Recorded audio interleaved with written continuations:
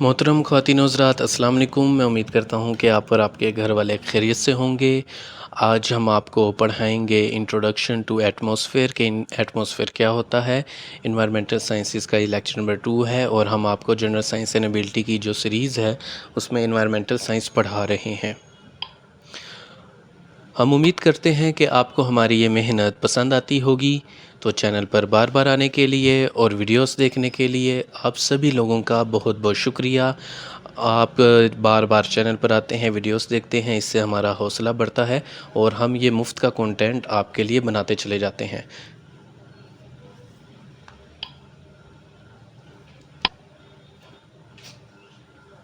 Atmosphere को study करने से पहले आपको बताते चलें कि जो मटेरियल है उसकी 3 स्टेट होती हैं। ये आप लोगों के लिए बेसिक कॉन्सेप्ट होना ज़रूरी है। तो जो आपके पास स्टेट ऑफ मैटर है उसमें आपके पास सॉलिड है। सॉलिड ठोस चीज़ों को कहते हैं। तो particles in solid are tightly packed and usually in a regular pattern. तो ये बहुत ही टाइट तरीके से पैक्ड होते हैं। इसमें मॉलिक्यूल एक दूसरे के बहुत ज़्यादा करीब होते हैं कि वो आसानी से हिलजुल नहीं पाते। तो इस तरह के मटेरियल को हम सॉलिड कहते हैं। तो वो मालिक्यूल जो सॉलिड की निस्बत ज़रा लूज़ पोजीशन में होते हैं और उनकी कोई रेगुलर शेप नहीं होती, उनको हम लिक्विड्स कह देते हैं। और लिक्विड की शेप वही होती है जिस बर्तन में उनको डाला जाता है वो उसी की शेप इख्तियार कर लेते हैं। आपने उनको किसी सिलेंडर शेप बर्तन में डाला है तो वो उसकी शक्ल इख्तियार कर लेंगे। आपने उनको किसी जिस किस्म के बर्तन में आप डालेंगे, जग में डालेंगे, बोतल में डालेंगे, तो वो उसी जग के साथ उसी की शेप में आकर एडजस्ट हो जाएंगे, उसी बोतल में आकर उसकी शेप के अंदर एडजस्ट हो जाएंगे। इसकी मिसाल आप ऐसे ले लें कि आप जब बर्फ़ जमाते हैं, फ्रिज के अंदर आप बर्फ़ रखते हैं, तो जिस सांचे के अंदर, जिस स्ट्रक्चर के अंदर आपने बर्फ़ जमाने के लिए उसको रखते हैं, उसी शेप की बर्फ़ बाद में आपको हासिल होती है जब वो सॉलिड फॉर्म के अंदर आते हैं। और जो गैस होते हैं उनके मॉलिक्यूल आपस में एक दूसरे से दूर होते हैं और वो एक दूसरे के साथ टकराते रहते हैं और उनका भी कोई रेगुलर शेप नहीं होती। तो जो एटमॉस्फेयर है वो गैसेस से रिलेटेड है, यानी कि मटेरियल की, मैटर की वो फॉर्म जो कि गैस है वो अर्थ का एटमॉस्फेयर बनाती है। यानी कि जो गैस है जो अर्थ में मौजूद है उसको ग्रेविटी अपनी कशिश की वजह से, अपनी अट्रैक्शन की वजह से होल्ड करके रखती है। और यही मिक्सचर ऑफ गैसेस जिसमें नाइट्रोजन है, ऑक्सीजन है और मुख्तलिफ़ गैसेस हैं, इनका जो मिक्सचर है जो अर्थ के गिर्द उसकी ज़मीन के ऊपर मौजूद है, इसी को एटमॉस्फेयर कहते हैं। और मैटर कहते हैं हर वो चीज़ जो कि जगह घेरती है और वज़न रखती है उसको मादा कहते हैं, मैटर कहते हैं। तो anything which occupy space and has mass is known as matter. तो मैटर की जो गैस की फॉर्म है वो एटमॉस्फेयर बनाती है। ये कॉन्सेप्ट आपको पता होना चाहिए।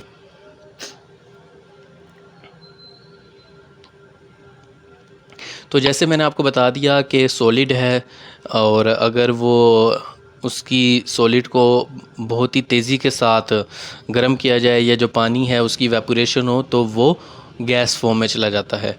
और जो गैस होता है जब उसकी कंडेंसेशन होती है वो ठंडा होता है तो वो लिक्विड में बन जाता है। और जब लिक्विड है उसको जब फ्रीज़ किया जाता है तो वो आइस फॉर्म में चला जाता है। यहाँ पर जो एरो हैं वो गलत डायरेक्शन शो करें, असल में इसके उलट है। तो अगर आप इन एरो की डायरेक्शन चेंज कर देंगे तो आपको सही रिज़ल्ट्स मिलेंगे। तो जो अर्थ का एटमॉस्फेयर है अगर हम उसकी बात करें वो क्या है, वो मिक्सचर ऑफ गैसेस है। मिक्सचर क्या होता है, आप आटा लें, पानी लें, मुख्तलिफ़ चीज़ें लें, उनको आपस में एक दूसरे के साथ हल कर दें, मिक्स कर दें तो उसको मिक्सचर कह देते हैं। इसी तरीके से जो अर्थ के अंदर गैसेस मौजूद हैं, जो उसकी सतह से, उसका जो फ़र्श है उसके ऊपर मौजूद हैं, उनका जो मिक्सचर है उसको हम एटमॉस्फेयर कह देते हैं। और ये क्या है, ये एक फ़िज़िकल सिस्टम है एटमॉस्फेयर के अंदर। याद रखिएगा ये एक फ़िज़िकल सिस्टम है। फ़िज़िकल सिस्टम इसलिए है क्योंकि ये मैटर से रिलेटेड है और हर वो चीज़ जो कि वज़न रखती है और जगह घेरती है उसको मटेरियल कहते हैं। मटेरियल है तो वो फ़िज़िकल वर्ल्ड के अंदर ही आएगा। और इसके अलावा जो अर्थ का एटमॉस्फेयर है उसको 78% उसके अंदर नाइट्रोजन होती है और 21% उसके अंदर ऑक्सीजन होती है और इसके अलावा बाकी गैसेस मौजूद होती हैं। इसके अलावा जो ग्रेविटी है, जो जो प्लैनेट अर्थ की ग्रेविटी है वो इन गैसेस को अपनी तरफ अट्रैक्ट करके रखती है, जिसकी वजह से ये गैसेस हवा के हवा कह रहा हूँ स्पेस के अंदर नहीं चली जाती। तो अगर अर्थ की ग्रेविटी ना होती तो ये गैसेस स्पेस के अंदर चली जाती। तो ये अर्थ की ग्रेविटी है जो कि गैसेस को अपनी तरफ खींच के रखती हैं। और इसके अलावा एटमॉस्फेयर होने के लिए ज़रूरी यह है कि ग्रेविटी अच्छी खासी होनी चाहिए, इतनी होनी चाहिए कि वो इन गैसेस को अपनी तरफ अट्रैक्ट कर सके। और अगर हम दूसरी तरफ देखें तो जो टेम्परेचर है वो इतना ज़्यादा नहीं होना चाहिए, टेम्परेचर लो होना चाहिए। टेम्परेचर अगर बहुत ज़्यादा होगा तो मॉलिक्यूल्स को बहुत ज़्यादा एनर्जी मिल जाएगी, वो एक दूसरे से बहुत ज़्यादा टकराएंगे और एक दूसरे से बहुत ज़्यादा दूर जाने की कोशिश करेंगे। तो इस तरह से वो एटमॉस्फेयर है उससे बाहर निकल सकते हैं, और अगर एक दफ़ा वो स्पेस के अंदर चले गए तो फिर वापस नहीं आएंगे। तो जिस तरह सेब ज़मीन पर गिरता है और वो नीचे की तरफ जाता है, और जिस तरह जो चांद है वो ज़मीन के गिर चक्कर काटता है, ये क्यों है? ये ग्रेविटी की वजह से है। ग्रेविटी क्या है? एक फ़ोर्स ऑफ अट्रैक्शन है। जो भारी जिस्म रखने वाली चीज़ें होती हैं टाइम एंड स्पेस के अंदर, यानी हमारे यूनिवर्स के अंदर जो ज़्यादा वज़न रखने वाली चीज़ें होती हैं वो कम वज़न रखने वाली चीज़ों को एक कशिश से, एक क़ुव्वत से अपनी तरफ खींचती हैं। उस क़ुव्वत को, उस कशिश को ग्रेविटी का नाम दिया जाता है, और ये एक फ़िज़िकल लॉ है। और न्यूटन ने इसको लॉ ऑफ ग्रेविटेशन के तौर पर साबित किया था। गैलीलियो ने इसका आगाज़ किया था, और वैसे मुसलमान साइंटिस्ट ने इसके ऊपर काम किया था, लेकिन जो मॉडर्न एज के अंदर गैलीलियो को इसके बारे में क्रेडिट दिया जाता है, और उसके बाद न्यूटन ने लॉ ऑफ ग्रेविटेशन पेश किया था। तो जो हमारी अर्थ की एटमॉस्फेयर है उसमें जो हमारे पास नाइट्रोजन है वो 78% है, ऑक्सीजन हमारे पास 20% है, आर्गोन हमारे पास 0.934% है, कार्बन डाइऑक्साइड हमारे पास 0.037% है, और यही मेजर गैसेस हैं। बाकी आप देख सकते हैं यहाँ पर आपको बताया गया है कि ऑक्सीजन जो है आपके पास 21% है, यहाँ आप देख सकते हैं। नाइट्रोजन आपके पास 78% है, और बाकी जितनी भी गैसेस हैं वो सिर्फ़ और सिर्फ 1% मौजूद हैं। आप यहाँ पर लेक्चर को पॉज करके इस टेबल को अपने रजिस्टर के ऊपर नोट कर सकते हैं।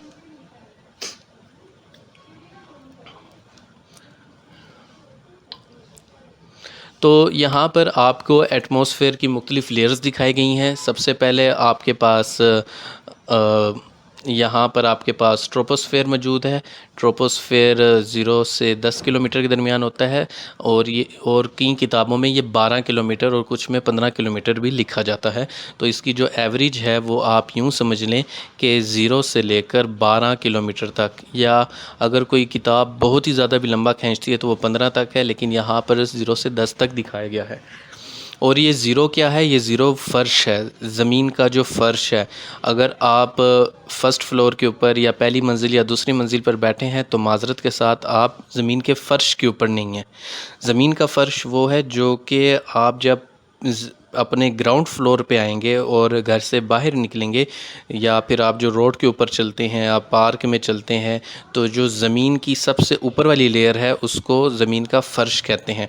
तो वहाँ से जब ऊपर आसमान की तरफ ज़मीन के किसी भी हिस्से से जाएंगे तो जो पहले 10 से 12 किलोमीटर तक है उसको ट्रोपोस्फेयर कहेंगे, और उसके बाद जो 10 से 30 किलोमीटर तक है उसको स्ट्रेटोस्फेयर कहेंगे। उससे ऊपर हमारे पास मीज़ोस्फेयर आ जाता है, उससे ऊपर हमारे पास थर्मोस्फेयर आ जाता है, और उससे ऊपर हमारे पास एक्सोस्फेयर आ जाता है। तो ये जो हमारे पास एटमॉस्फेयर है, ये जो लेयर ऑफ गैसेस हैं अराउंड द अर्थ, या मिक्सचर ऑफ गैसेस हैं अराउंड द अर्थ, उनको हम मुख्तलिफ़ किलोमीटर के अंदर डिवाइड कर लेते हैं ताकि उनकी अच्छे तरीके से स्टडी कर सकें और उनकी स्टडी आसान कर सकें। ये ऐसे ही है जैसे कि हम जो स्कूल का सिस्टम है उसको क्लास 1, 2, 3, 4, 5 में डिवाइड कर देते हैं ताकि बच्चा आसानी से पढ़ सके, हर साल वो मुख्तलिफ़ लेवल से गुज़र कर अपनी ज़ानत को बढ़ाता रहे। बिल्कुल इसी तरीके से जो अर्थ का एटमॉस्फेयर है उसको अपनी आसानी के लिए, आसानी से समझने के लिए मुख्तलिफ़ लेयर्स में डिवाइड किया जाता है। आप यहाँ पर उसको देख सकते हैं। तो यहाँ पर आप देख सकते हैं कि जैसे मैंने आपको पहले बताया था कि जो पहले 12 किलोमीटर है वहाँ पर आपके पास ट्रोपोस्फेयर होता है, यानी कि ज़मीन की सरफेस से जब आप ऊपर की तरफ जाते हैं तो पहले जो 12 किलोमीटर है वो आपके पास ट्रोपोस्फेयर है। तो ये जो ट्रोपोस्फेयर है इसी के अंदर तमाम नेचुरल साइकिल्स होते हैं, यानी कि ऑक्सीजन का जो गैस का साइकिल है, नाइट्रोजन का साइकिल है, और मुख्तलिफ जो ज़िंदगी के लिए, बायोलॉजी के लिए जो इंपॉर्टेंट साइकिल्स हैं वो तमाम के तमाम ट्रोपोस्फेयर के अंदर पाए जाते हैं। जितने भी मेजर जो आपके पास बायोस्फेयर से रिलेटेड एरियाज़ हैं वो तमाम के तमाम ट्रोपोस्फेयर के अंदर पाए जाते हैं। जितनी भी किस्म की ज़मीन के अंदर ज़िंदगी है वो तमाम की तमाम ट्रोपोस्फेयर के अंदर पाई जाती है। और यही वो एरिया है जहाँ पे हॉट एयर बलून्स वगैरह भी जाते हैं, जहाँ पर पहाड़ हैं, मैदान है, वादियाँ हैं, सारा कुछ है। तो ज़मीन से सरफेस से ऊपर 12 किलोमीटर तक आपके पास ट्रोपोस्फेयर मौजूद है। फिर अगर आप वहाँ से और ऊपर की तरफ जाएं, जब आप और ऊपर की तरफ जाएंगे तो 12 से 50 किलोमीटर के दरमियान का जो एरिया है उसको हम स्ट्रेटोस्फेयर कहते हैं। इसी स्ट्रेटोस्फेयर के अंदर ओज़ोन लेयर मौजूद होती है। और ओज़ोन लेयर का काम क्या है? ओज़ोन लेयर का काम है सूरज से आने वाली अल्ट्रा वायलेट रेस को रोक कर रखना और उनको ज़मीन तक ना पहुंचने देना। आप यहाँ पर अच्छे तरीके से इसको देख सकते हैं। तो फिर जब हम और ऊपर जाते हैं, अर्थ की सरफेस से 50 किलोमीटर से भी ऊपर की तरफ जाते हैं, तो जब हम 50 किलोमीटर से ऊपर जाते हैं और तकरीबन ज़मीन की सतह से 80 किलोमीटर तक पहुंच जाते हैं तो इस स्फेयर को मीज़ोस्फेयर कहते हैं। मीज़ोस्फेयर 50 से 80 किलोमीटर के दरमियान मौजूद है, इसमें मेटरॉइड्स वगैरह मौजूद होते हैं। फिर आपके पास जब हम और ऊपर जाते हैं, 80 किलोमीटर से भी ऊपर जाते हैं, तो वहाँ पर फिर हम 700 किलोमीटर ऊपर चले जाते हैं। तो 80 किलोमीटर से जो ये 700 किलोमीटर के दरमियान का फ़ासला है इसको हम थर्मोस्फेयर कहते हैं।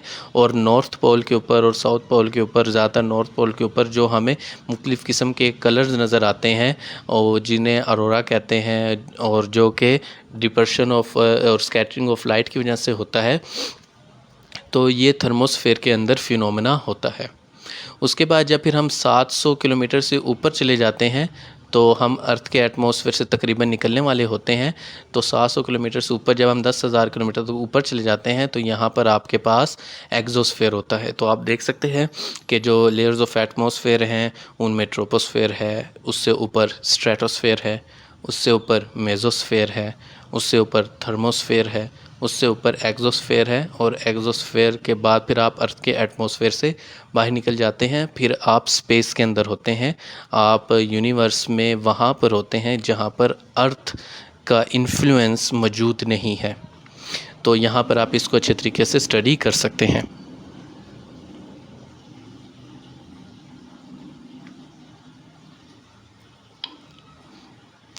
यहाँ पर भी आपको दिखाया गया है ट्रोपोस्फेयर, स्ट्रेटोस्फेयर, मेसोस्फेयर, थर्मोस्फेयर और उससे ऊपर एक्सोस्फेयर। आप यहाँ पर देख सकते हैं कि जो आपके पास जो क्लाउड्स होते हैं, जो ज़िंदगी है, जो पहाड़ वगैरह हैं, वो तमाम के तमाम ट्रोपोस्फेयर में मौजूद हैं। उसके बाद फिर जो आपके पास स्ट्रेटोस्फेयर है उसके अंदर आपके पास ओज़ोन लेयर होती है। और ओज़ोन लेयर क्या काम करती है, वो हमारे लिए कितनी ज़रूरी है, वो आगे आने वाले लेक्चर्स में भी आपको पता चलेगा। और इसके अलावा जितने स्पाई प्लेन होते हैं, स्पाई मतलब जासूसी करने वाले प्लेन, वो स्ट्रेटोस्फेयर के अंदर उड़ते हैं ताकि वो रडार में ना आ सकें।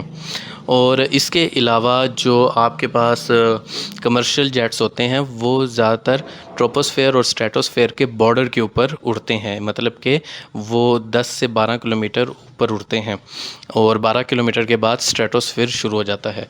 तो यूँ समझ लें जो ट्रोपोस्फेयर और स्ट्रेटोस्फेयर के दरमियान जो बॉर्डर एरिया है वहाँ पर कमर्शियल एयर जेट्स उड़ते हैं, और जो फाइटर एयर जेट्स उड़ते हैं वो स्ट्रेटोस्फेयर में उड़ते हैं, और जो स्पाई प्लेन्स होते हैं वो भी स्ट्रेटोस्फेयर के अंदर उड़ते हैं।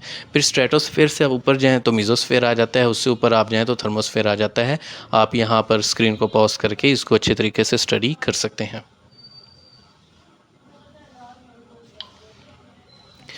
तो हमारे पास बहुत ही खूबसूरत प्लैनेट अर्थ मौजूद है, जिसका एटमॉस्फेयर बहुत ही ज़्यादा शानदार है, जिसकी वादियाँ और जंगलात बहुत ही ज़्यादा खूबसूरत हैं, जो कि अल्लाह ताला की एक नेमत है। तो हमें चाहिए कि हम इसकी हिफाजत करें और अपने जो घरों के जो एरियाज़ हैं जो कि फ्री हैं, वहाँ पर पौधे लगाएं, वहाँ पर सब्ज़ियाँ उगाएं, और अगर हम फलदार पौधे उगा सकते हैं, दरख्त लगा सकते हैं, वो तो बहुत ही अच्छी बात है। ऑक्सीजन भी मिलेगी और फल भी मिलेंगे।